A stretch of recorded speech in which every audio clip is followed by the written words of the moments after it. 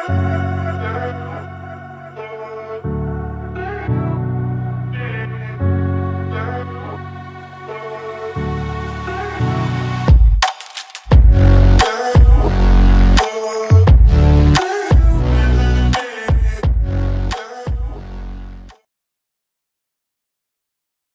in this video I'm going to go over the Explorer, super important part of the UI, this section right here. If it doesn't show on your screen, which it normally does by default, but let's say you accidentally hit X and closed it or minimized it, something, you're going to find it up here by going to View, and then you're going to see all the ones, see how all these ones are darkened? These ones are all ones that we're currently using. See these two here? We have properties at the bottom on the right and Explorer on the right on the top. Now these two, we also have Toolbox, which is right here, Output down here on the bottom, Script Analysis down here on the bottom, Command Bar, run a command. I don't often use that. Output, definitely important, Script Analysis, Terrain Editor. This I don't always use. They leave it open by default. I'm going to tell you guys to leave it open because you are going to be working with that and using it. Alright, so now that we make sure we know how to open that, we have Explorer here. Everything on the right, this is everything within your game. Now workspace is going to be the main area that you work in. Everything you've added into the game is usually going to land in here. Besides that, some other things you'll be putting into like starter GUI, which is items you want the player to start the game with. Starter player, you're going to have some scripts you may need to place in these items here. If you set up a game that uses teams, sound service is going to play music, but you can also not need to use this and actually set a script into workplace or into server script service, and you can run music out of there as well. Now again, you can collapse and see everything within each of these. Now lighting is going to be everything you see, from the atmosphere to the sky, special effects like bloom, sun rays, all that kind of thing. I do have the day and night mod going. That is actually a plugin, I believe, that I've added, and it's not actually here in the lighting. But if you download some day and night cycles from the Toolbox, they will end up here in the lighting. Alright, so again, most of your stuff in your game goes here into Workspace. Players is going to be, when the game's often not running like this, it's most likely only going to be you that you find within this. Lighting, again, is going to be everything you see, you know, the atmosphere, the lighting, the bloom, all the HD effects you add in later. Material service you won't use very often. Network client you also won't use very often. Same with replicated first. Replicated storage you will use. Some scripts and some models, different items, the things that you download, especially packs like gun mods and stuff, from the Toolbox, you'll end up placing some items into replicated storage.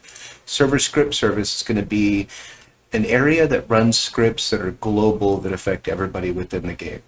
Server storage is going to have a lot of different items that, depending on packs or the way you code and set things up, you may have items in here that are essentially used within your game in the workplace, but they pull the originals from server storage. Starter GUI, some things like health bars, health meters, arrow keys, backpack opening buttons, pet windows, most everything you see on the screen that's not part of the game that you're playing itself, but visual elements, is going to be in the starter GUI. Starter pack, again, essentially that's what you're going to be starting the player with. Tools, weapons, whatever your game uses. Some games may not use anything. You may never actually place anything in the starter pack. Starter player, again, is going to have scripts that affect the characters, players. They're pretty advanced, so until you start doing some deep scripting, you won't be making anything yourself that you place in here, but there's a lot of things that you will download from the Toolbox that will give you instructions to place items into both of these folders. Teams, again, you can make different teams. You could have different spawn points, team colors. Depending on what team they are or which mod, again, you download from the toolbox, you may have to set certain parameters here in teams for colors, different things like that. Sound service, again, plays music on this server. Text chat service. Sometimes you will add or mod these. It'll usually be bubble mods. You can change parameters of how long the bubbles stay popped up, I believe, like font size, stuff like that. And that covers all of that. Okay. This is a couple items we placed in a previous game. It's a little dark right now, again, because of that day-night mod. You know, it's going up and down. But we pretty much put a spawn point, 2 blocks, 2 trees. We kind of showed how to start a game, how to move these items around, manipulate them, change the color, show how to anchor them, make them can collidable, and just kind of showed a few things basic about the UI. You can go back and check that. I believe the video, if I drop it down here, was called Roblox Studio UI and Game Making Basics. All right, let's bring this back up. Okay, so we got better lighting in here. Sun's coming up. Cycle's pretty fast on this. Again, this one's a little harder to mod in terms of the time for day and night cycles, but some of them that do pop up over here, you can usually go down into properties and change a time frame or go into the code and edit a number. Okay. Something I can show you is right here along them. You'll see these little plus signs on the side. For example, workspace. I can add a new item here. You can add lots of different things in. In this case, I'm going to make a folder. And the purpose of this is I'm going to organize my stuff, because once you start making a large game, items are going to get really cluttered and this list will get super long and hard to find certain things. We click here. It's a person who made this model, just named it model. So we can change that by clicking on it a second time and typing in 3-1. We can go down to the second model. We know it's the same thing. Now, oh, it didn't change it. Let me click that again. There we go. All right, so now those are both renamed. That didn't change the way they work or any properties, anything about them. The main reason I did that was so later I know it won't just say part or it won't just say model. And I'll know that if I'm trying to find all the trees, like tree 1, because there's a problem with it. Maybe it's not anchored, or maybe I decide I don't like them and I want to take them out of the game. I can easily find all the tree 1s. There is a filter, a way to search for stuff. So you can easily pull those up. Now, rename these. So again, another good point of those is, let's say I wanted to copy this in the future, which you know how you do, right click, copy, and we can go and place another model somewhere else. Let's drop one right about here, and we'll hit paste. Oh, it landed. Again, always when you're putting in models, check where they sit relevant to the ground. You'll see that there's actually a little space on this, and it's not perfect. Some people don't care. You'll see games where items are slightly floating. In my opinion, you should really fix those. If you go up here, you go over to move. You can move it a little bit to the right because that's where you originally wanted it. These different arrows represent axes. Again, in my other video, I explained that a lot, but you have X, Y, and Z. In here, you can just grab these and move them along. You'll notice that the green is moving in the up and down position, so I just want to move it down a hair and make sure it's seated in the ground. Right there. Perfect. Now, again, I showed in the other video, but I'll cover it again right here. Besides being able to move it left, right, up, down, forward, back, you can click on scale, which will allow you to make it larger and smaller. And again, let's say you didn't like that change. You can always go up here to undo, and you can return back a change before you did it. You can keep pressing it as well to remove other things. Like if I pressed it again, it would completely, actually it wouldn't remove that tree, it would move it back to spot. See? Boom. See? Boom. See, each time I moved it, remember? Let's put it back on select, actually move, and let's bring it back over. We don't need to undo anymore. Okay. And now, since we pasted that, after we renamed it, we now have another tree 1 and not another item that says part or model. Now we made this folder. Again, we want to click on this folder. trees. And we can click the top one, hold shift, click the bottom one. That'll highlight everything in between the three and drag them up into the trees folder. There we go. Minimize that. Now we got a little smaller here. Now let's look at these other items here. Let's get some more organization. So later when we start making items, we can drop them in the folders where they belong. Okay, we have these two guys here. It's calling them part and part. We can call them copy block 1. And this is something you can do as well. Highlight all this by holding left click and dragging. Right click again, hit copy. Double click on that. Right click, paste, and now we renamed it without having to type it all up a second time. The same way you can copy paste on most Windows and Mac systems. Alright, now we have both of those.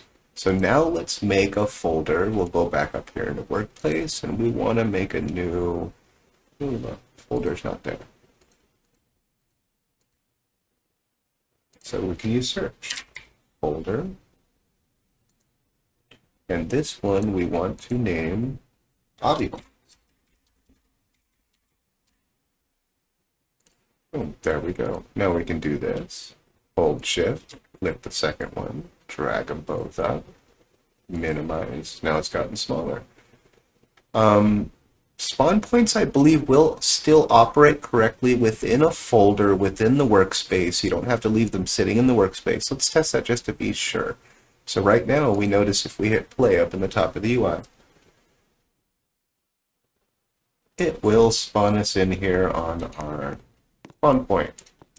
Everything works, collision, they're anchored, it's floating in the air, trees have collision, we covered all those points in the last game. So everything seems to be working correctly. Since we copied those trees, this one operates and works exactly the same. Collision correctly, it is anchored, it is in the ground properly, they all look right, everything's good. But most importantly, spawn point works correctly. So this is how you do a little bit of testing to make sure things are going to work correctly. Let's go back to Workplace. We want to enter another folder. We're going to rename this folder again by double-clicking on it, typing in spawn points. There we go. And let's drag our spawn point into there. Now it's inside there, minimize, and let's play again. And this is how you can test it before and after, make sure that a certain change you did works or doesn't work. Spawn point works correctly, we spawned on it. There's no way to really kill ourselves without running all the way to the far edge of the map and falling off, since there are no walls. Alright, so that works perfectly fine. So yes, you can place your spawn points into folders, no problem. Camera's not really needed. It's more for a thumbnail. You won't be... Oh, that one deleted it. Sorry. When they're within folders for models you download, you don't really need the cameras in there. Therefore, when the models show here in the toolbox, it's usually the camera points at the angle that they want you to see a thumbnail of. And we don't need to worry about any of that. Alright, so base plate, leave out here. Workplace is all organized. Players, just me in there. Lighting, we have these special effects. Now let me show you something that's really cool.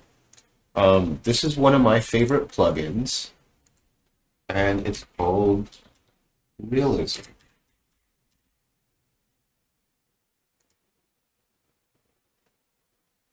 And let's go double check the one I have. Realism Mod 3.4. And let's look at changelog. Not much changes done to it. Now let's see if we can easily find that one again. Let's try typing in 3.4. Brings nothing up. This toolbox could be tricky. Alright, here we bar back on it. Alright, so I believe it was like this one here.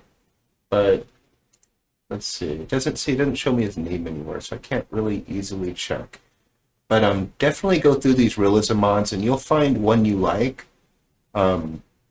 Or just go with the one if I find here. I like this one because it pops up, and you can actually drag in certain things you want to add realism to your game. This is the day-night cycle I usually use. Disable reset button. Let's say you don't want players to easily get out of a hard spot and be able to open up their window and press reset. You could actually disable that by dragging it over here, and it would take it out of the game. Dynamic lighting, cool to add. Ragdoll makes their player not fall apart into pieces, break apart into, depending on your model, R6, R15, into 6 or 15 pieces. This makes their body actually fall and flop on the ground. I'd say more realistic light, but it does look kind of goofy, but it is more realistic.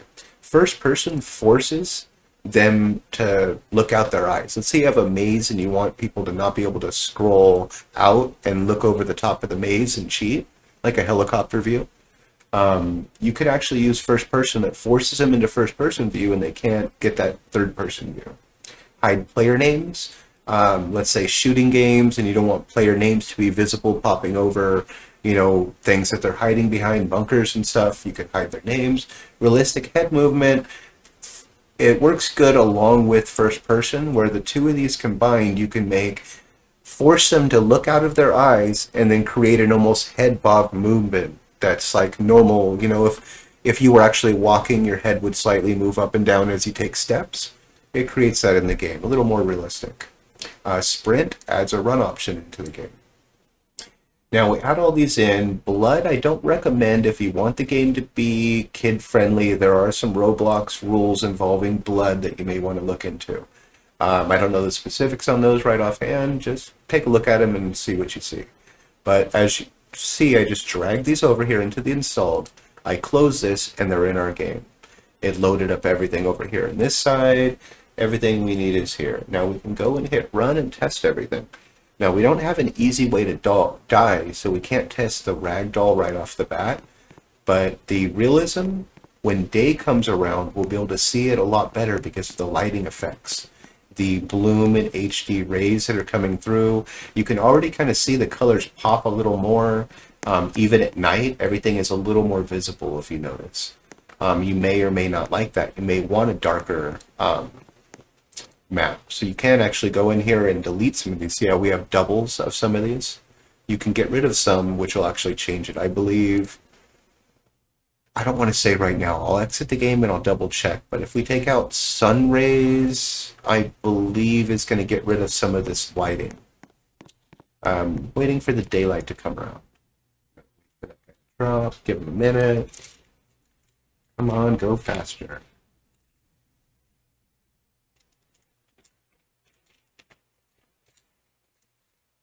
Okay, something else I could bring up too. Alright, so on each of these, you're going to have your properties window. And again, if properties isn't open, you can go up to view over here, and you can make sure that properties is popping up on the bottom. And again, by seeing it darkened, like these ones in here as well, you'll know that it's open on your screen. Alright, so we pop down to properties, and you can see these different parameters: intensity, size, threshold, whether or not it's enabled.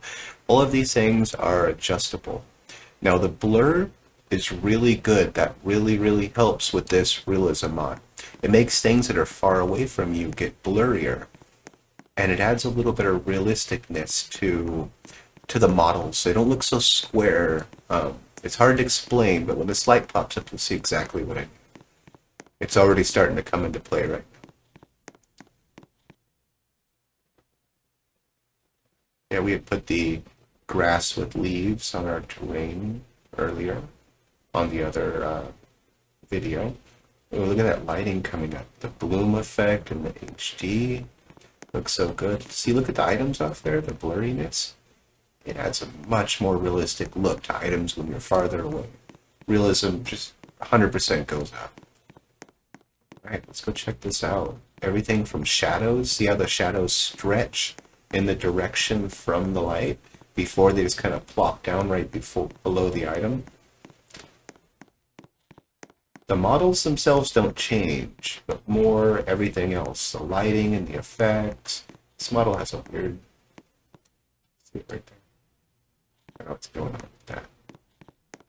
Okay. Yeah, everything looks pretty good. Lighting looks nice. Everything. Oh, we did add in a sprint mod, remember? So at least I know on PC, Holding down the shift button would allow you to sprint. So in a lot of your games, just by adding in that realism mod right off the bat, you'll get a sprint option. Whether or not this works on the phone with this mod, you'd have to double check it, or on mobile in general, you know, phones and tablets. There you go. All right, so let me just hit stop on this. Definitely better. So realism mod, look into that. Okay, so we pretty much covered everything in the Explorer box over here, what a lot of it does. Going to have more videos where every video is going to involve this Explorer box. You're going to need to know your way around it. When I mention something like placing it in the lighting folder or in the workspace or the starter GUI, you're going to know that when I mention those names that I'm talking about the folders within the Explorer where everything in your game sits. Now every time you save your game or upload it to Roblox, a copy of all this is also sent and uploaded. And essentially when you download or reopen it, you'll have a duplicate of this every time. Again, organize your stuff. You don't want to open Workspace and have it go a million items all the way down. We have to scroll down for a week to find something. And again, make sure to always rename your stuff if you're downloading them or making them, so later when you need to find them, you can find that certain item or every item like that item. Okay. And again, remember filter workspace, you need to find trees, you need to find hobby-related items, you need to find blocks. You can search anything from words that you've made and added in there, as long as you've organized it properly. Okay, that's about it for this video. Definitely tune in, lots more videos coming soon. Have a great day.